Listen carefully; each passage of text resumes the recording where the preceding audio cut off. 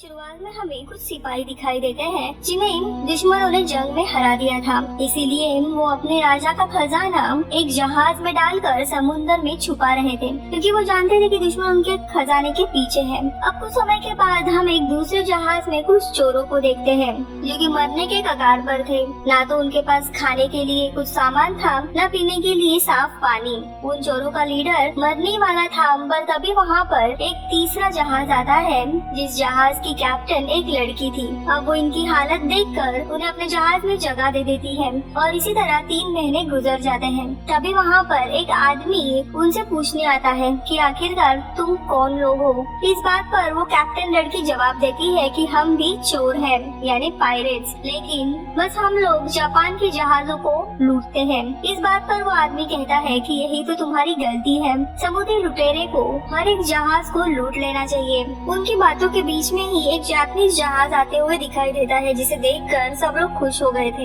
यहीं पर उन चोरों का लीडर उनसे कहता है कि जहाज को मैं लूटूंगा क्योंकि मैं बहुत अच्छे से तलवारबाजी करता हूँ। अब यहाँ पे चोरों का लीडर उस जहाज में चला जाता है। अब पायरेट्स को देख जापानीज लोग उनसे लड़ने लगते हैं। कैप्टन लड़की भी उस जहाज में चली जाती है और उनसे लड़ने लगती है। अब सब लोगों को मारने के बाद जब इनका आदमी पूरे जहाज को चेक करता है तो बताता है कि जहाज में कोई भी कीमती सामान नहीं है और न ही कोई खाने या पीने का सामान है। वो कैप्टन लड़की उन लोगों से पूछती है कि आखिरकार बगैर खाने पीने के तुम लोग क्या कर रहे थे। तभी उनमें से एक बच्चा बताता है कि हम लोग एक खजाने की तलाश में निकले थे और रास्ते में भटक गए थे और इसी वजह से हमारा सारा खाना खत्म हो गया।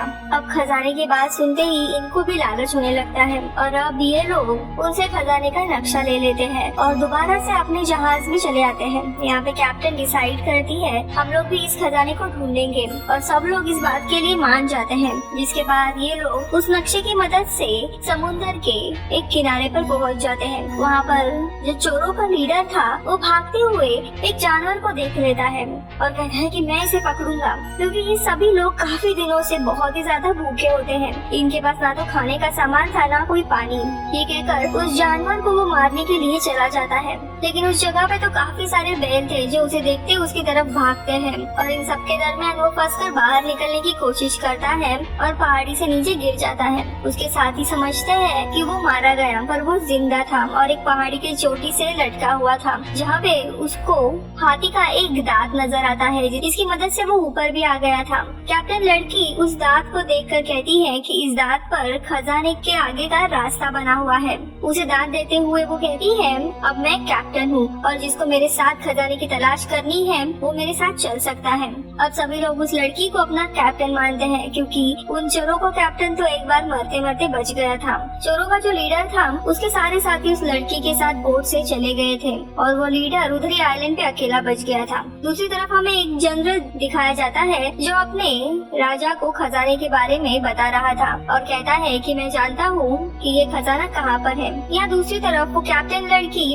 अपने जहाज को रोककर चोरों के लीडर का इंतजार कर रही होती है, लेकिन वो नहीं आता। तभी एक आदमी उस लड़की के पास आता है और बताता है कि हाथी का दांत चोरी हो गया है। अब दांत के बगैर खजाने तक पहुँचना मुमकिन नहीं था, इसीलिए वो दोबारा उसी आइलैंड पर जाती है जहाँ पे वो चोरों के लीडर को छोड़ आई थी, जो कि उसे एक लड़की के घर में मिलता है। अब कैप्टन उसे जाके बहुत मारती है और दांत के बारे में पूछती है, लेकिन चोरों का लीडर कहता है कि मैंने उसे चोरी नहीं किया है, मैं तुमसे हाथी का दांत क्यों चुराऊंगा जबकि मैं खुद तुम्हारे जहाज में छुप गया था जिसका तुम्हें पता भी नहीं चला। अब उनको खबर होती है कि उनका एक साथी दांत चुरा कर शहर की तरफ बेचने के लिए भाग गया है। फिर हम उनके साथी उसी चोर को देखते हैं जो दांत चुरा कर भाग गया था। तभी वहाँ पर चोरों का लीडर और लड़की भी आ गई थी और वो उस आदमी को पकड़ लेते हैं और आखिर उनका दांत भी मिल जाता है। कहानी दोबारा से वहीं से शुरू होती है जहाँ पर राजा और जनरल खजाने के बारे में बात कर रहे थे। जनरल ने सारी बात बताई थी। राजा उसे बोलते हैं तुम्हें खजाने के बारे में कैसे पता चला? तो वो बताता है जिस सिपाही ने खजाने को छुपाया था मुझे उसके वाइफ से पता चला था। ये लोग भी अब खजाने की तलाश में निकल जाते हैं। उधर उस कैप्टन लड़की का एक साथी उस दांत पर लिखे हुए लफ्जों को पढ़ने की कोशिश कर रहा था। तभी चोरों के लीडर को वो बात समझ आ जाती है और वो कहता है कि मैं जानता हूँ कि ये कौन सी जगह पर है, जो जगह समुद्र के दरमियान थी। ये लोग अपने जहाज से कूदकर समुद्र के अंदर चले जाते हैं। वहाँ पर उनको समुद्र में काफी सारे जेली फिश दिखाई दिखाई देती है। तभी उनको समुद्र में एक रास्ता नजर आता है और वो लोग उस रास्ते से एक गुफा में पहुंच गए थे, पर यहाँ पर उनको कुछ भी नहीं मिलता। तभी चोरों का लीडर कैप्टन लड़की से कहता है कि तुम कैप्टन बनना चाहती हो ना, तो अभी बताओ आगे का रास्ता कैसा है। अब ऐसी बात पर उस लड़की के साथी को काफी गुस्सा आ जाता है और वो उस चोरों के लीडर को मारता है, पर वो उस आदमी को उठाकर दूर फेंक देता है, जिससे कि उस गुफा का रास्ता खुल गया था। और वो लोग वहाँ पर जाकर देखते हैं और वहाँ पे उनको खजाना मिलता है, लेकिन यहाँ पे चांदी के अलावा और कुछ भी नहीं था। उसको देखकर सभी लोग खुश हो रहे थे, पर तभी चोरों का लीडर कहता है कि ये असली खजाना नहीं है, असली खजाने को कहीं और पे छुपा दिया गया है। और तभी उन लोगों को उधर एक झंडा नजर आता है जिस पर ड्रैगन बना हुआ था। जब वो लोग उस झंडे को गौर से देखते हैं तो उस झंडे के ऊपर का जो ड्रैगन था उसमें से उन्हें एक नक्शा दिखाई देता है। पर तभी वहाँ पर एक जोरदार धमाका होता है और बहुत ही बड़ा ब्लास्ट होता है। ये ब्लास्ट उसी राजा और जनरल ने किया था जो खजाने की तलाश में थे। यहाँ पे जनरल के सिपाही और चोरों के लीडर के बीच में भी लड़ाई होती है और यहाँ पे पता चलता है राजा के जनरल और चोरों के लीडर के बीच में दुश्मनी थी। ये दोनों भी यहाँ पर काफी लड़ते हैं। तभी चोरों का लीडर चांदी के संदूक को एक रस्सी से बांधकर कमर में बांध लेता है और उसी पानी में कूद जाता है जहाँ पर उन्हें गुफा का रास्ता मिला था। उस संदूक की वजह से पानी में गहराई में चला जाता है, पर कैप्टन लड़की उसे बचा लेती है, लेकिन उसको बचाते हुए वो लोग गिर जाते हैं, जिसके बाद एक बहुत ही बड़ी वेल आकर उनको अपने मुंह में डाल लेती है और तभी उस वेल का पेट फट जाता है, जिससे वो दोनों अपने जहाज में वापस आकर गिरते हैं। उधर उस गुफा में उस राजा के सिपाही को जो खजाने की तलाश थी उन्हें वो झंडा मिल जाता है। वो समझ गए थे कि असली खजाने का रास्ता यही है। इधर जहाज पर ये लोग उस झंडे को लेना चाहते थे। अब यहाँ पे वो लोग उस आदमी को बांध देते हैं जिसने पहले हाथी के दांत की चोरी की थी। इन दोनों को भी अपने उस साथी पर शक था जिसने हाथी का दांत चोरी किया था, लेकिन इस बार वो आदमी कहता है कि ये झंडा मेरे पास नहीं है, पर हाँ उस झंडे के ऊपर ड्रैगन के मुंह में जो नक्शा बना हुआ था मैं उस रास्ते को जानता हूँ, लेकिन वहाँ पर हर वक्त बिजली चमकती रहती है। दरअसल ये आदमी बचपन से ही पायरेट यानी समुद्री लुटेरे के साथ था और इस आदमी ने बचपन में ही उस जगह को देखा था, यानी कि ये लोग अब बगैर नक्शे के भी वहाँ पे जा सकते थे। लेकिन ये आदमी उन दोनों के सामने एक शर्त रखता है और कहता है कि अगर तुम लोग मुझे जहाज का कैप्टन बनाओगे तभी मैं उस खजाने तक तुम्हें लेके जाऊंगा। अब वो कैप्टन लड़की उसे अपने जहाज पर कैप्टन बना देती है और खुद सबके लिए खाना बनाने जाती है, लेकिन जो खाना बना होता है वो बहुत ही बुरा होता है, कोई भी उस खाने को खा नहीं पाता। लेकिन यहाँ पे चोरों का लीडर उसके खाने की काफी तारीफ करता है क्योंकि वो उसे पसंद करने लगा था। जिसके बाद ये लोग उस जगह पर पहुँच जाते हैं जहाँ पर बहुत ही बिजली चमक रही थी और हर वक्त तूफान आ रहा था। तभी उनके जहाज पर भी बिजली गिरती है जिससे कि उनके जहाज का पूरा नुकसान हो जाता है। तो एक दूसरी तरफ राजा का जनरल भी अपने जहाज को वहाँ पे लेके आता है क्योंकि उसको भी वहाँ पर झंडा मिल गया था जिसके थ्रू उसे इस जगह का रास्ता मिल गया था। यहाँ पे हम देखते हैं उसने अपने जहाज के साथ काफी सारे पतंगे बांधी हुई थी और इसी तरह उसका जहाज को कोई भी नुकसान नहीं होता। अब इस तूफान का सामना करने के बाद वो लड़की और चोरों का लीडर एक आइलैंड पर पहुँच गए थे।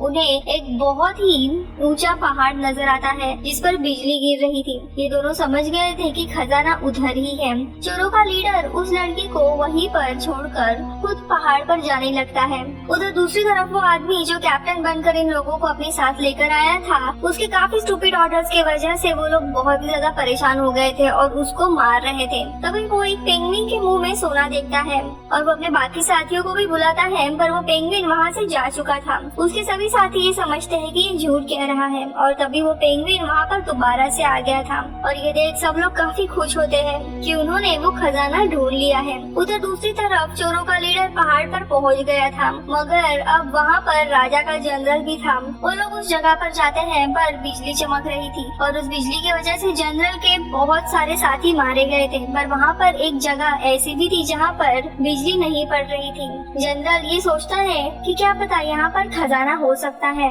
और उसके आदमी उस जगह पे खोदने के लिए लगते हैं, पर वहाँ पर उनको कुछ भी नहीं मिलता सिवाय एक संदूक के जिस पर ड्रैगन बना हुआ था। और तभी ये लोग उस लड़के को भी देखते हैं जो कि चोरों का लीडर था।